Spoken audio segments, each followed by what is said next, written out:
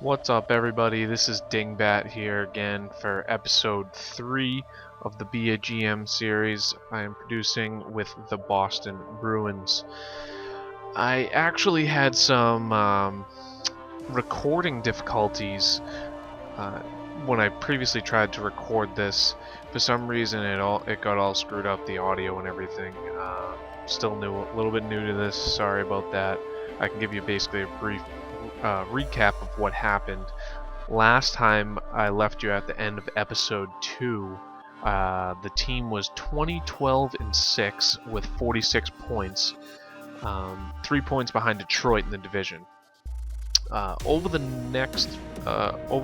past month or two, I did play over that I've simulated. I've gone all the way up to the deadline on March 3rd, so we've gone through February. The team since I've last posted is 15-7-3 with a new record of 35-19-8 that you can see right there. We were 3 points behind Detroit, and 15-7-3 is pretty good. Is pretty solid record over a 25 game span.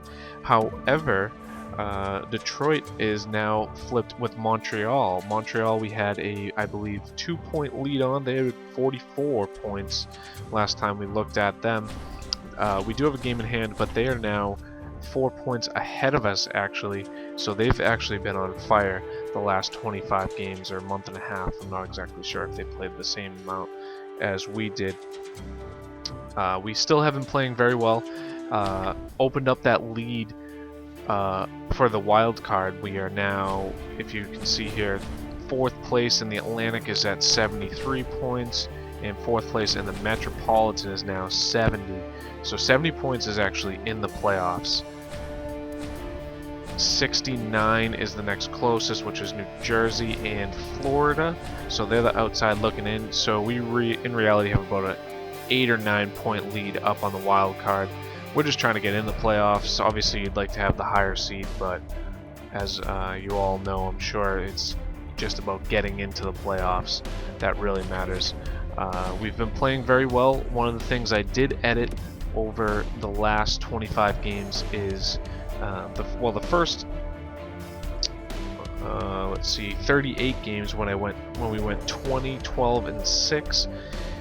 Tuukka Rask, I had the goalie rotation on, and for whatever reason they were playing Svedberg almost just as much as Tuukka Rask. Rask had 22 games he was in, and Svedberg he was in 18. So it should not be that close. That's like 55-60% Rask and 40% Svedberg. We want it much higher than that. We want like 80% Rask. So I turned that off, and over that time period I played Rask an absolute ton. So now you can see we had a lot of days off in between games, so I was just riding Rask as much as I could, and he was playing hot. The team was playing well. He is now up at 45 games played, and Svedberg only with 21. So we're trying to stay away from him too much. Try to get Rask his much more playing time. We've already played Svedberg probably more than I wanted to at the beginning of the season. I was probably looking for maybe 15 starts out of him. He's already at 21. He'll probably get up to about 25, 27 by the end of the year, I would think. And Rask hopefully will get around, well, not even 60 anymore.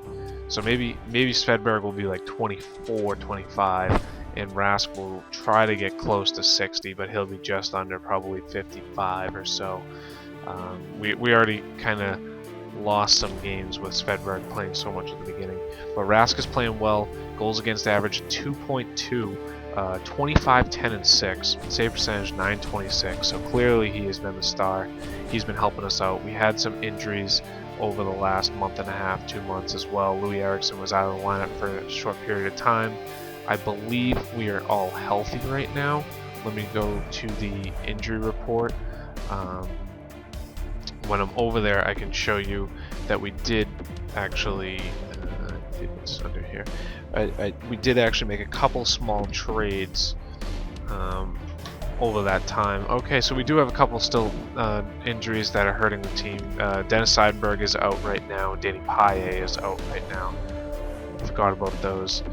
As far as the lines, currently, I do have what I did switch around because Eriksson and Gaborik were playing so well. I put them on the first line with Bergeron. We had an injury to Eriksson, and I put Gaborik up there. I had switched the lines around a little bit, and with Bergeron, Marchand, and Lucic, they were all minus players, about 35 games in. So I wanted to switch up the lines. I'll go to the stats, show you where they're at right now. If you have noticed, however, we did pick up Todd Bertuzzi, the veteran presence, big body. We had some injuries. I believe Campbell went out, as you saw. Paille is out, and I believe Pasternak was out for a short period of time. So we needed some depth for forwards, and we basically traded, I believe, one of the draft picks we got, like a third-round draft pick for Todd Bertuzzi, or a fourth-rounder. And another guy we picked up that we currently have scratched, that was offered in a trade to us, is Patrick Kaleta. I'm not a big fan of either one of these guys personally. I think these are typical guys that the Bruins would have picked up. Like I said from the start, I'm trying to make this as realistic as possible. These guys were both, well, Bertuzzi was on the block, so we had offered a trade for him, and a team was trying to get younger, so we gave them a pick.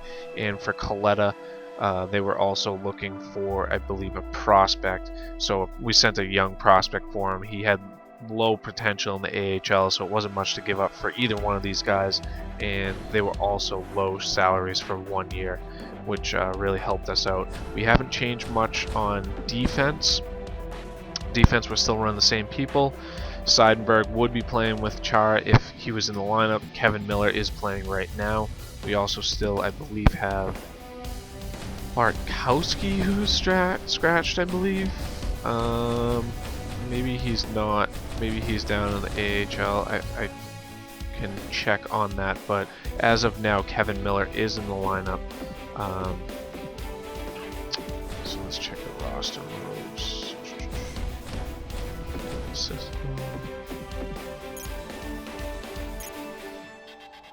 Yeah, Bartkowski's in the AHL.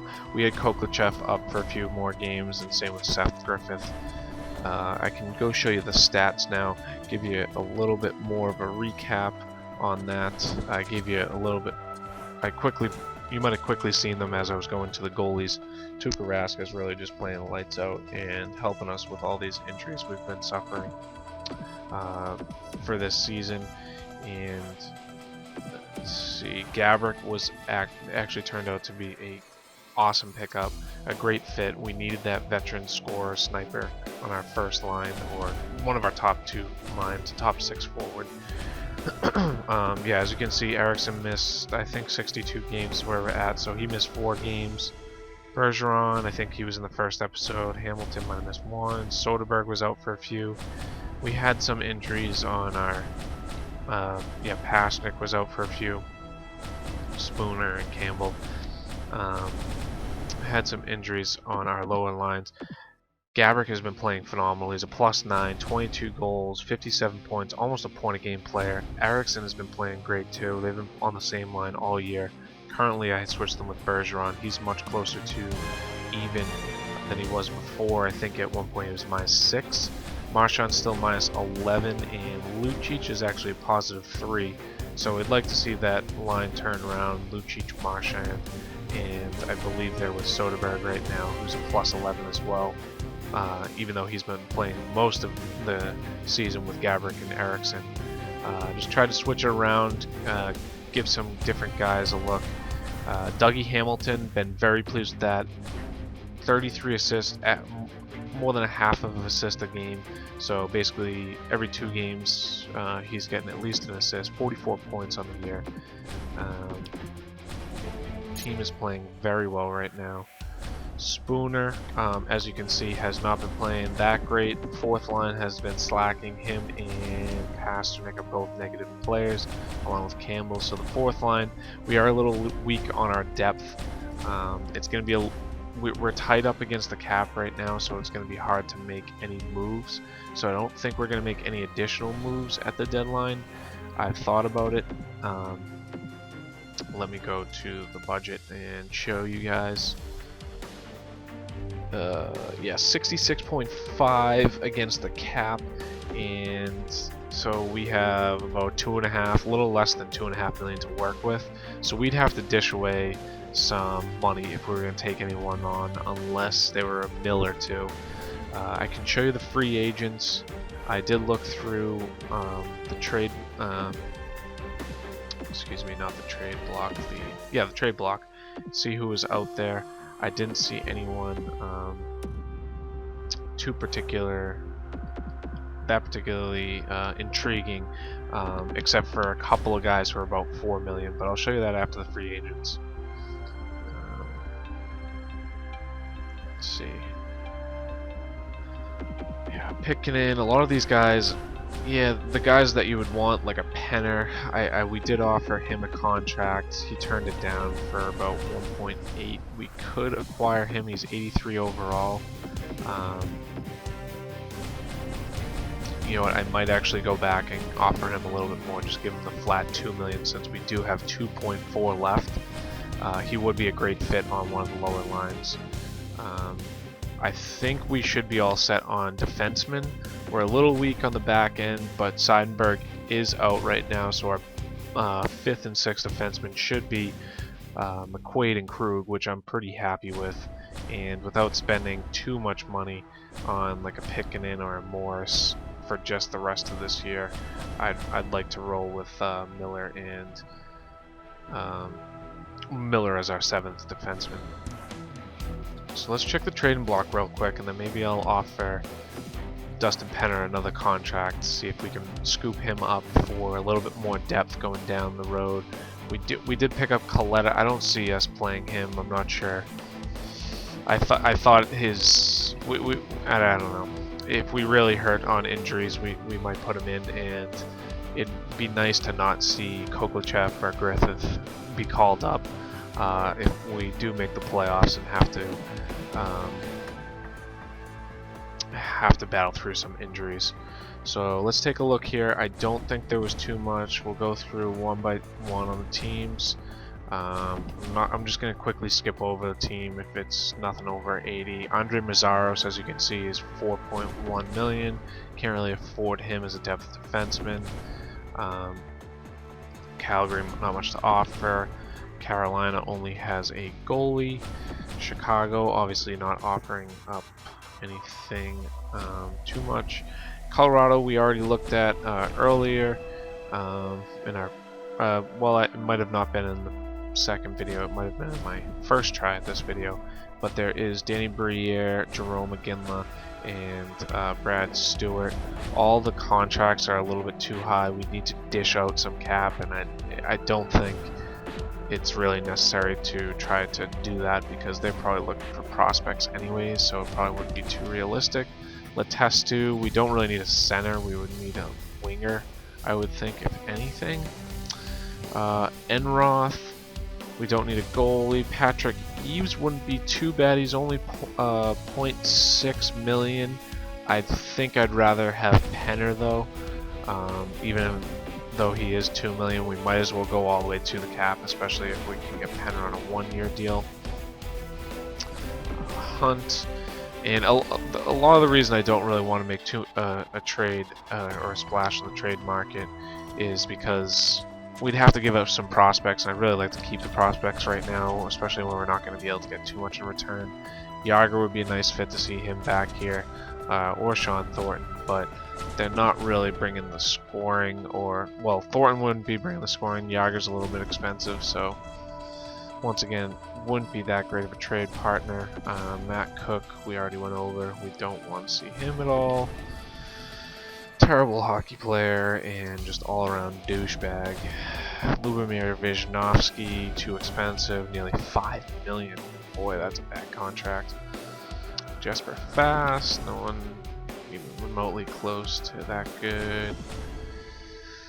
Okay, Nashville, nobody. Bryce Salvador, he's at 3 million. Dinas Zubers, 3 million. Eliash, they're all too expensive, really. Andrew Hammond, we don't really need a goalie at this time. going to be riding with Tuukka for probably 4 or 5 more years strong. Maybe the next 2 or 3 years we'll start looking at prospects. We can certainly try to draft one in late rounds this year. Patrick Marleau would be awesome to get, but once again, too much money. We're a little bit too close to the cap right now. And they wouldn't be looking to take salary unless they were getting a prospect back. So Richardson, another center, probably don't want him, and nothing much else. So with all that being shown to you guys, I'm going to go back. I'm going to offer Dustin Penner a contract. I wasn't planning on doing this again, but I do think his 83 overall presence, I could sit Pasternak or what's his name? Not Seth Griffith. Ryan Spooner in the playoffs if they're still performing pretty poorly. Maybe he would be a good fit to pair with them. So I'm just gonna do 2.1 one way. That would put us like right up against the cap, and I would assume he accepts that. And I actually think that would be nice on the fourth line. That way we could have Campbell as a healthy scratch. I don't think he helps us too much. If Spooner's playing terrible, maybe I'll put Campbell in the playoffs or closer down the stretch. See if that may turn it around. A lot of these guys like Campbell, Coletta, Bertuzzi, Penner, we won't see on the team next year, so we might want to try to mix and match with our playoff run. Let's quickly see and simulate past the trade deadline since we're not going to make any trades. See if we can simulate up to Calgary and if Penner will accept that contract, which would be great. By the way, I did look at the prospects. I haven't put any of the college guys like rejected. Their roster is full, so we actually need to send somebody down, I guess, so he can't even accept that contract right now. I don't know why EA did that. Makes no sense why you can't just sign a guy and then move someone down. But we'll send somebody down and then offer him a contract. Because we just gotta deal with the game for this year, unfortunately. So, who's a healthy scratch? We can send... who's on two-way? Conley. Bertuzzi.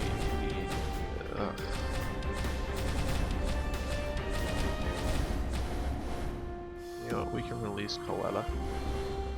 I think that's what we're gonna do. Can we release Coletta? I'm not sure. Let's take a look at the contracts. Maybe we can release him in here. I'm hoping we can. If we can't, we're just gonna have to stick with our team. So let's scroll down. Patrick Coletta. Yeah, we can't really, release him or anything, or doesn't look like you can buy it out. So unfortunately, we're gonna have to stick with the team we have, unless we want to send somebody down.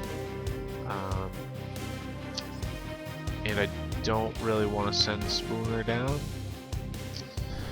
So we're gonna have to deal with the team we got, unfortunately. We will get Paille back and Seidenberg back shortly. So with all that being said, that big introduction, I'll do a quick little simulation here, get us a little bit closer to the end of the season, and then we can call it quits for this video, and hopefully in video number 4 finish off the regular season. So first game back against Calgary. Let's see, we get a nice 5-2 win. That's huge. Getting a little bit closer with every win to Montreal, our arch rival. 3-0 win versus Philadelphia.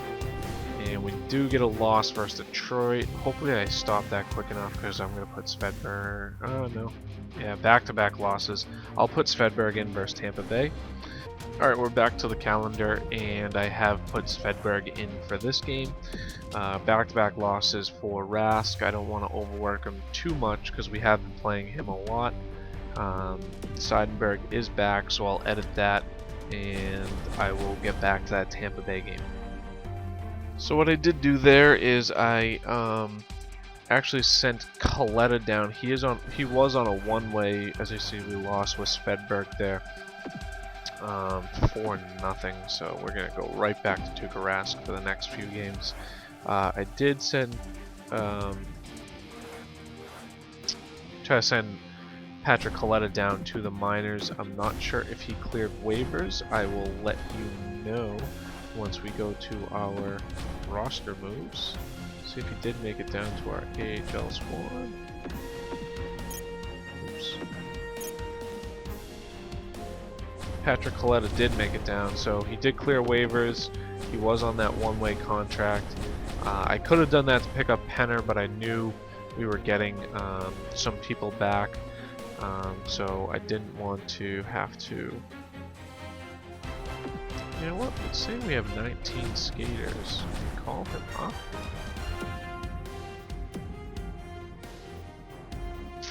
I don't know why it was. It forced me to put somebody down to minors. Whole setup's all wacky in this version of BGM. But anyways, so it does look like we still have Patrick Coletta, and hopefully we can get back to some wins here with 3 losses in a row. Danny Paille. Alright, so we are back to full roster. I will go put everyone back in their normal spots, and then I'll show you what that looks like. Alright, so these are our lines after everyone is back from injury. I'm going to end the video right after I show you guys this, because we did just get a couple games in, and I don't want to have the videos start running too long. But we do have the Bergeron and Gabrick Eriksson up front, Marchand, Soderberg, Lucic, so those are all staying the same. Paille, Kelly, and Conley, so I put Paille back on the third line, and I took Bertuzzi down to the third. With that being said, I took Gregory Campbell out of the lineup. So I did give the Spooner Pasternak line a veteran power forward that can maybe body some guys around, since they're both playmakers, and maybe bash some, grind it out and put some pucks in the back of the net. And also we've defaulted back to our standard defense, Seidenberg besides Chara, and then Krug goes down with Kevin Miller coming out of the lineup. So I'll show you quickly the stats again, and that will be all for this video. We did have a little bit of a losing streak there. As you quickly saw, Tampa Bay has overtaken us for second in the division, and Detroit is right on our tail, so we are in a bit of a skid. 78 is 5th, and 78 would be in right now with New York Islanders being out with the new format. So 77 is out of the playoffs, and what looking in, we are only a few points ahead of that. So hopefully we can start turning it around here. We need some to pile together some wins, because we had a little bit of a skid there, and we don't want that to continue. I bet Tuukka should be able to help us out. Quickly showing you the player stats once more. Gabrick, Eriksson, Hamilton, Bergeron -5 now, Marchand -13. So the last few games did not help our team, but we are back at full strength. We do not have any injuries, knock on wood, at the moment. And I am going to end the video here. Hope you guys enjoyed. Would appreciate it if you subscribe if you like it, and if you like it as well, give it a like. Thank you very much for watching, and I will see you guys in